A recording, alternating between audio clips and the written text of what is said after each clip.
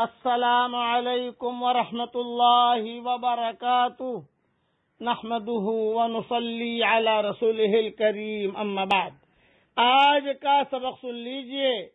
آج کے سبق کی سرخی ہے نیک لوگوں کی صحبت اختیار کیجئے۔ اب قصہ سنیے۔ جگر مراد آبادی یہ بہت بڑے شاعر گزرے ہیں۔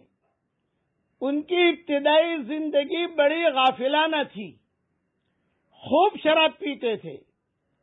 وہ میں نوش نہ تھے، بلا نوش تھے، بہت پیتے تھے شراب۔ ہمارے ہاں مرکز میں ایک ہمارے بہت پرانے ساتھی تھے، وہ مجھے ہمیشہ کہا کرتے تھے کہ ہمارے گاؤں میں جگر مراد آبادی آتے تھے، تو آتے ہی ہمارے گھر پہ ٹھہرتے تھے، اور ٹھہر کر یہ کہتے تھے، بھیا او بھیا لے آؤ، ہم پیئیں گے۔ یہ جگر مراد آبادی۔ کسی جگہ مشاعروں میں جگر مراد آبادی کی ملاقات حضرت خواجہ عزیز الحسن مجذوب کے ساتھ ہو گئی۔ یہ حضرت خواجہ عزیز الحسن مجذوب حضرت اقدس تھانوی رحمۃ اللہ علیہ کے خلیفہ مجاز تھے، اور بہت ہی اونچے آدمی تھے۔ دوستی ہو گئی جگر مراد آبادی کی حضرت خواجہ عزیز الحسن مجذوب کے ساتھ۔ تو خواجہ عزیز الحسن مجذوب نے اللہ والوں کے قصے بیان کرنے شروع کیے۔ ہمیشہ یاد رکھنا، اللہ والوں کے قصے، صحابہ کے قصے، قرآن کے قصے، نبیوں کے قصے، اس سے دلوں کو جو ہے پانی ملتا ہے، دل کو تاثیر ہوتی ہے۔ ہاں، چنانچہ عزیز الحسن مجذوب نے بہت قصے بیان کرنے شروع کیے۔ جگر مراد آبادی جو ہے وہ سنتے رہتے تھے۔ بڑے شاعر تھے، ان کے اشعار کتابیں ہیں، کئی جگہ پہ لکھا ہے کہ جگر نے یہ لکھا ہے، جگر نے یہ لکھا ہے۔ مراد آباد کے رہنے والے تھے۔ تو جب جگر مراد آبادی نے قصے سنے اللہ والوں کے، تو پوچھا کہ تمہارا پیر کون ہے؟ خواجہ صاحب نے فرمایا میرے پیر مولانا تھانوی ہے۔ اچھا، تو کہا میں بھی ملنے آؤں گا ان سے۔ تو کہا بہت اچھا، میں جاؤں گا تو میں لیتا جاؤں گا، لیکن جگر مراد آبادی نے کہا کہ آنے کی میری ایک شرط ہے۔ کیونکہ بتاؤ، یہ کہا شرط یہ ہے کہ وہاں آ کر شراب پیوں گا، شراب چھوڑ نہیں سکتا۔ حضرت تھانوی کے پاس آ کر شراب پیوں گا، شراب میں کبھی بھی چھوڑ نہیں سکتا۔ تو حضرت خواجہ صاحب نے کہا بھئی یہ تو میں حضرت تھانوی سے پوچھوں گا۔ حضرت تھانوی کے پاس تشریف لائے اور کہا کہ حضرت ایک بندہ بڑے کام کا ہے، جگر مراد آبادی۔ حضرت تھانوی پہچانتے تھے، اشعار تو سنتے تھے۔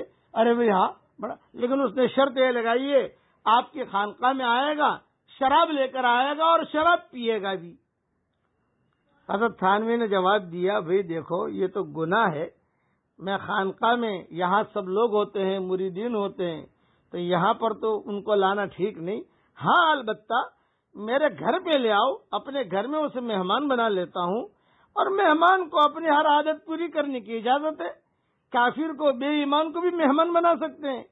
چنانچہ جگر صاحب جو ہے وہ تیار ہو گئے۔ تیار ہو کر وہاں پہنچے، خواجہ صاحب خود لے کر پہنچے ان کو، جگر صاحب کو۔ وہاں پہنچے تو حضرت نے بہت اخلاق سے بات کی۔ حضور صلی اللہ علیہ وسلم کے اخلاق کی بات چل رہی تھی۔ یہی اخلاق ان کے جو ماننے والے ہیں ان میں بھی تھے، اس کا اثر پڑتا تھا۔ حضرت تھانوی نے بہت استقبال کیا، بٹھایا۔ جگر صاحب جو ہے وہ ایک جگہ ٹیک لگا کر بیٹھ گئے اور ادھر ادھر دیکھنے لگے۔ چنانچہ حضرت تھانوی کا چہرہ دیکھتے ہی جگر صاحب کے دل پر کچھ ایسا اثر ہوا کہ وہ ادب کے ساتھ بیٹھ گئے۔ حضرت تھانوی نے پوچھا کیوں آئے ہو؟ کہ حضرت 3 دعائیں کروانے آیا ہوں۔ حضرت نے پوچھا وہ کون سی؟ کہنے لگے نمبر 1 یہ دعا کیجئے کہ میں شراب پینا چھوڑ دوں۔ حضرت نے دعا فرما دی۔ کہ دوسری نمبر 2 یہ دعا کیجئے کہ میں داڑھی رکھ لوں۔ حضرت نے وہ دعا بھی فرما دی۔ تیسری کہ یہ دعا کیجئے کہ میرا خاتمہ ایمان پر ہو جائے۔ بس صرف شیخ کا چہرہ دیکھتے ہی یہ حالت ہو گئی۔ اب دیکھو صحبت اور شیخ کی توجہ رنگ لاتی رہی. میں خانے سے خانے خدا تک پہنچ گئے. بہت پیتے تھے, بیمار ہو گئے. جب بیمار ہو گئے تو ڈاکٹر کے پاس گئے. ڈاکٹر نے کہا کہ بھی آپ کو شراب پینی پڑے گی. انہوں نے کہا نہیں, شراب تو نہیں پیوں گا, ہرگز شراب نہیں پیوں گا. یہاں تک کہ انہوں نے داڑھی بھی رکھ لی اور بڑے لمبے چوڑے اشعار کہے. آخر میں جو انہوں نے اشعار کہا, یعنی شیخ کامل کی صحبت سے جگر پر پھر ایسی واردات ہوتی تھی کہ عارفانہ اشعار کہنا شروع کر دیے. چنانچہ ایک وہ وقت بھی آیا کہ اللہ رب العزت نے ان کو باطنی بصیرت عطا فرما دی. ایک ایسا شعر کہا جو کروڑوں روپیوں کے مقابلے میں اس کی بہت بڑی زیادہ حیثیت ہے. وہ شعر کی بہت قیمتی ہے. اس ساری تفصیل سنانے کا اصل مقصد میرا یہی ہے, یہی شعر سنانا ہے کہ جو مجھے بھی پسند ہے.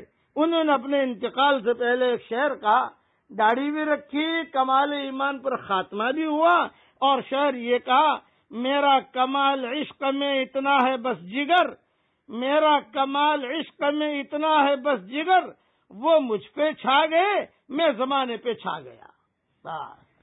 وہ مجھ پر چھا گئے میں زمانے پہ چھا گیا, اور اللہ نے ان کی زندگی پوری بدل دی.